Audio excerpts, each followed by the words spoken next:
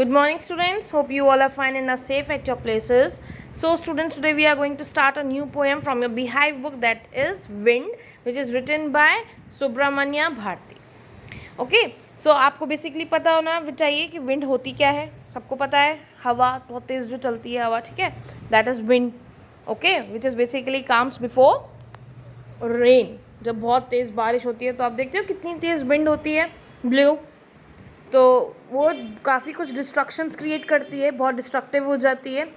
So here the poet is talking to the wind. In this poem we comes to know that the poet is talking to the wind. Okay, और यहाँ पे comparison भी हुआ है.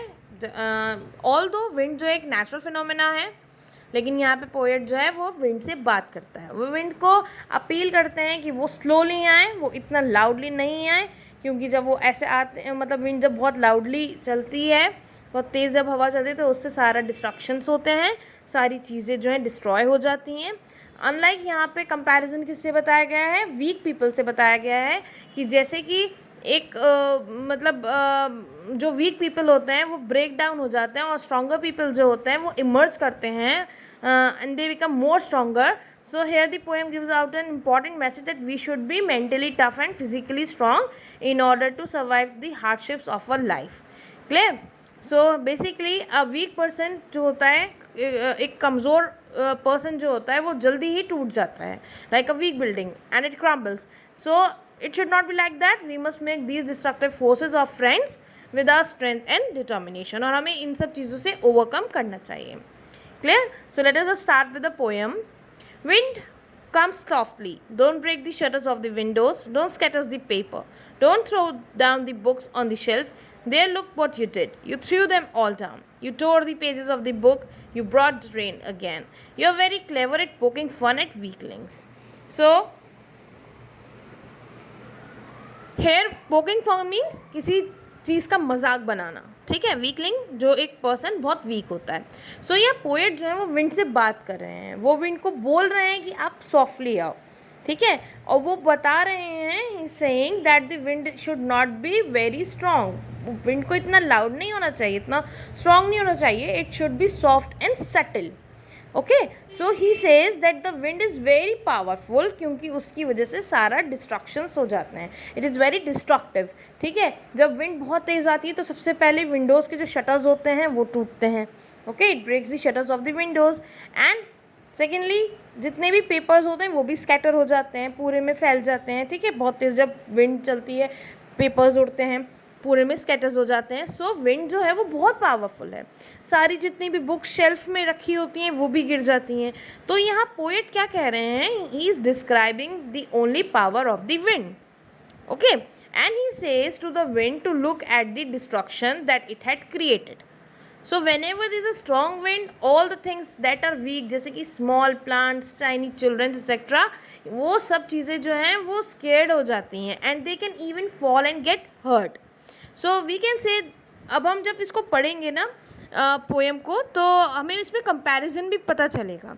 Starting में poet ने refer करा है विंड को एक छोटे बच्चे की तरह, and he is saying that it should come softly just like a small child. और लेटर हम जब बात करेंगे इस पोएम में एंड में, तो यहाँ पर पोएट ने कंपेयर किया है एज अ यूथ, जिसमें एनर्जी होती है, वायलेंस होता है, डिस्ट्रक्शन होता है. Clear? So next is frail crumbling houses, crumbling doors, crumbling rafters, crumbling wood, crumbling bodies, crumbling lives, crumbling hearts. Crumbling means falling or to cause something to break. और rafter means sloping beam जो support करती है roof of the building को. सो यहाँ crumbling word repeat हुआ है बहुत बार, सिर्फ इसलिए कि वो stress डाल सके that everything crumble in the face of a strong wind. जब बहुत तेज़ स्ट्रॉन्ग विंड होती है तो सब कुछ जो है क्रम्बल हो जाता है, यानी कि सब कुछ बर्बाद हो जाता है, बहुत बुरे तरीके से ब्रेक हो जाता है, ठीक है. So here the writer is saying that when the wind is very powerful, it is very strong, और उसकी वजह से ब्रेकेज हो जाते हैं हर चीज़ में. हाउसेस जो कि वीक होते हैं, दे फॉल्स. डोर्स जो वीक होते हैं वो भी गिर जाते हैं. बीम्स जो which are on the roof of the building, जिससे कि सपोर्ट दिया जाता है एक बिल्डिंग को, जो बीम्स होते हैं वो भी उससे क्या होते हैं, ख़राब हो जाते हैं. ठीक है, वो भी गिर जाते हैं. ऑल्सो दे फॉल, और जितने भी वुडन स्ट्रक्चर्स होते हैं वो भी फॉल हो जाते हैं. सारी बॉडीज, लोग, एनिमल्स, ठीक है, लाइव्स, मीन्स जब बहुत डिस्ट्रक्शंस क्रिएट होते हैं नेचुरली तो बहुत चीज़ों पे इफ़ेक्ट आता है, बहुत चीज़ें ख़राब होती हैं. So here he is saying that everything crumbles, everything that is week, जो भी कुछ वीक होता है वो उससे रिएक्ट हो जाता है, and that it falls down, breaking in the face of adversity. So here the poet is saying that whenever a weak person faces an adversity or challenge in life, he breaks down and falls. The wind god winnows and crushes them all. Winnows means to broke grain free of शेव, यानी कि separate होना grain को हंस से जब उसको blow करते हैं. तो आपने देखा होगा पहले क्या होता था, ग्रैनीज को देखा होगा, जब वो ग्रेन एक सॉर्ट ऑफ प्लेट्स होती थी उसमें वो उसको शेफ करते थे, मीन्स उसको वो सेपरेट करते थे, उसको ब्लो करते थे from the husk by blowing it. Okay, so that is winnows. Clear? So here the poet is addressing to wind as wind god. क्यों? क्योंकि वो बोल रहे हैं कि जो powerful God of wind winnows, that means he sifts all the people, those who are weak fall down and get crushed. So here comparison is between wheat and people. जैसे कि वीट को हम फटकते हैं, उसको हटाते हैं, उसका मीन्स जो कवर होता है उसको अलग कर दिया जाता है. क्यों? उसको तेज़ हवा से उसको सेपरेट किया जाता है. ठीक है, तो उसका जो कवर होता है वो अलग हो जाता है, वीट जो होता है वो अलग हो जाता है. Just like we winnow the wheat to separate the grain from chaff, the wind god separate the strong people from the weak people. अब वहाँ पर स्ट्रॉन्ग विंड का जब होता है, when there is a strong wind, all the things that are weak falls and get crushed.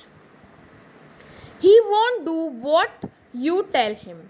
So come, let's build strong homes. Let's join these doors firmly. Practice to form the body, make the heart steadfast. Do this, and the wind will be friend with us. So now the poet wants us to make friends with the wind. यानी कि he says that the problem will not listen to us. हमारी problems जो हैं वो सुनेंगी नहीं, हमें उसको solve करना होता है. प्रॉब्लम्स का काम है वो हमारे रास्ते में आना, दे विल कम. सो हमें प्रिपेयर रहना चाहिए. अब प्रिपरेशन की बात क्या होती है? We should build strong homes. Okay, we should build strong home. We should close the doors of our house firmly so that wind cannot get entered into our houses. And then he says that we should also make our body strong.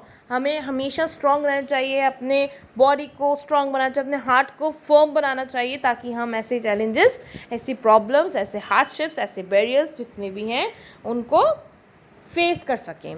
And then once we are strong enough, all the challenges will be like friends and we will not feel that they are troublesome. Okay, और जब हम strong होंगे, ठीक है, mentally strong होंगे, physically strong होंगे, तो कितने भी चैलेंजेस हमारी लाइफ में आ जाएं हमें वो डिफीट नहीं कर सकते.